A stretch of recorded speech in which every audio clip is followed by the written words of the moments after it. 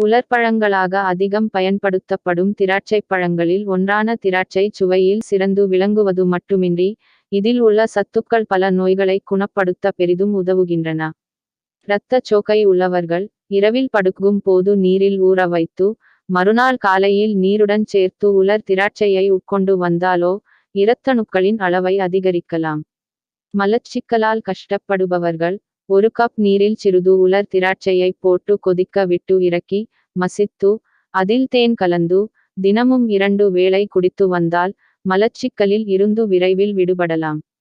சிறுநீரக பாதையில் ஏதேனும் நோய்த்தொற்று ஏற்பட்டிருந்தால் அதை குணமாக்க இரவில் படுக்கும் போது 1 கப் நீரில் உலர் திராட்சையை ஊற வைத்து மறுநாள் காலையில் வெறும் வயிற்றில் நீருடன் சேர்த்து அதனை உட்கொண்டு வந்தால் சிறுநீரக நோய்த்தொற்று குணமாகும்.